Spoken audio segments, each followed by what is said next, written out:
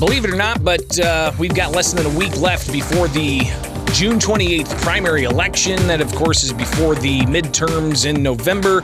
And a lot of action on the ballot for both Democrat and Republican voters. You can't pick both. You got to pick one party and actually vote on just one party. And here locally, we've got some choices, not just for the governor's race with 6 different candidates, but even some local state house races. There are primaries. We've been talking with some of the candidates for the Republican side, and we still are set to talk with others, including State Senator Steve McClure. We talked to his opponent earlier this week, and that's for the state Senate seat here locally, but also the 95th House District seat that's currently held by State Representative Tim Butler. We talked with his opponent yesterday, Kent Gray. Well, Tim Butler joins us now in studio here on 92.7 WMAY, Springfield's News and Talk. Representative, the primary, of course, it can get pretty heated at times, and this one is getting heated as well.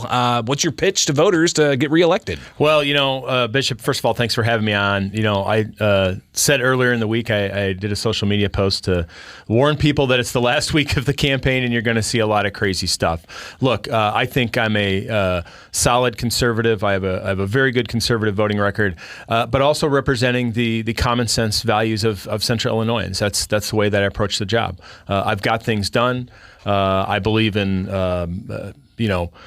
doing good things for the community is really what this job is all about, trying to get things done for the community. And that's really how I approach the job. And I think that's the way that people view that I have done the job. It seems one of the most pointed criticisms that at least the Republicans being challenged by Republicans is your vote for the doubling of the gas tax in 2019.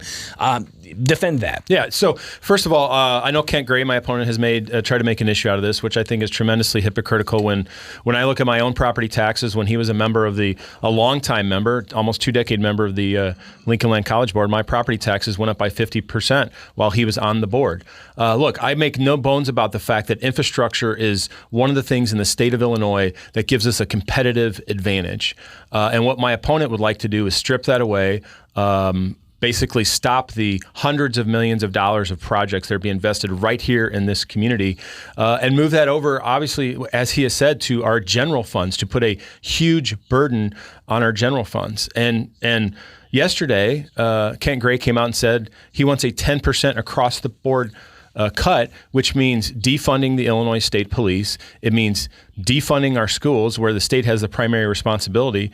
And that means only limiting the cut in Medicaid to illegals to 10%, where I've said we need to get rid of that completely. So I think there are stark differences between my opponent and I on a variety of issues. And I don't think he really understands how infrastructure works in the state of Illinois. We're talking with State Representative Tim Butler here with Springfield's Morning News. Of course, the June 28th primary is less than a week away, and he does have a competitor.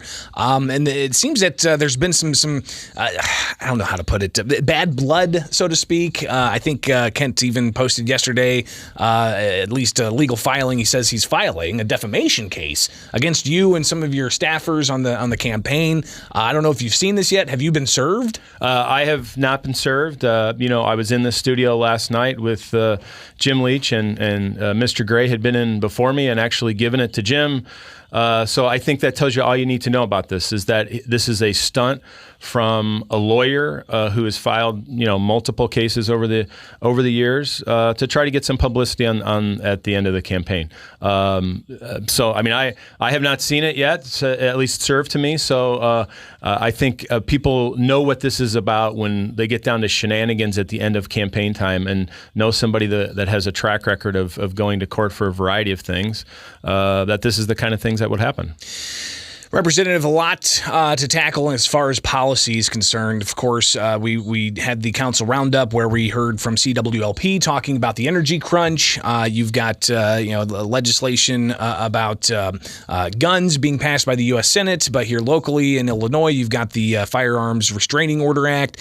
So there's a lot of things down the line that you guys are going to have to be dealing with on a variety of fronts.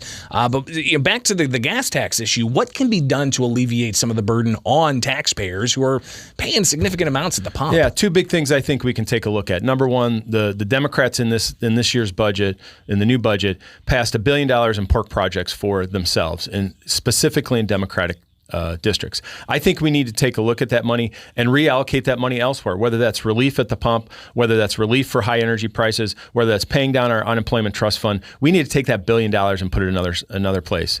And I think that's really one thing that can make a difference to people. One thing that I think is a stark difference between my opponent and I, because I don't think he understands how these things work, is that I've been on record saying we need to eliminate the sales tax on gasoline. That is what's causing the problems, because that is what the sales tax is what rises and really has the impact on people. My friend Mark Batnick, a representative from Plainfield, has really spelled this out very well in the fact that this is a huge burden on people, because the higher gas prices go, the more you pay in sales tax. I think we need to eliminate that. The motor fuel tax is the one that goes into the road fund, is the same today as it was when gas was $2.50 a gallon a year ago at the beginning of July last year. It's the sales tax that's killing everybody, and I think that's what we need to get rid of. And to the issue of firearms, I know that you've been leading the charge against more restrictions on firearm owners, and for instance, you were able to block that fingerprint aspect. Right. Talk about some of the threats there still are for Second Amendment rights in Illinois. Well, people forget that the Second Amendment is a constitutional right, not only under the U.S. Constitution, but in the Illinois Constitution. I'm proud to have an A+ rating from the NRA. I'm proud to be endorsed by the Illinois State Rifle Association. My opponent cannot even come close to saying that. I have fought on the floor against these onerous regulations on our constitutional rights, including the fingerprint. That is one of the most onerous things that to exercise a constitutional right, the government is going to tell you that you have to submit your fingerprints. That's outrageous, in my opinion. Look, despite our best efforts, Illinois has passed most of the things that they're talking about on the federal level. So I don't know why the Democrats would want to come back and pass even more, but I'm concerned going into the summer that the Democrats, for political reasons, are going to come back and try to do things on abortion, try to do things on guns that are really going to be bad for the citizens of Illinois, I believe. In 1 minute left here, energy. What can be done about making sure we have reliable, cheap energy? Well, I think we need to reevaluate these policies that have pushed our baseload power offline. We've talked about this for a long time, and those of us who have warned that you push coal and gas offline, it's going to lead to energy problems. And I think potentially we're going to see that this summer, as we've been warned about in MISO. And I think going forward, we're going to really have problems in summers to come. And we're just going to have to revisit these policies and make sure that we continue to have these baseload energy sources online for us. State Representative Tim Butler, I imagine we'll talk again before before Tuesday. Probably so. Yeah. So I appreciate it. As always, we'll definitely connect here soon. It is Springfield's Morning News. I'm Greg Bishop on 92.7 WMAY, Springfield's News and Talk.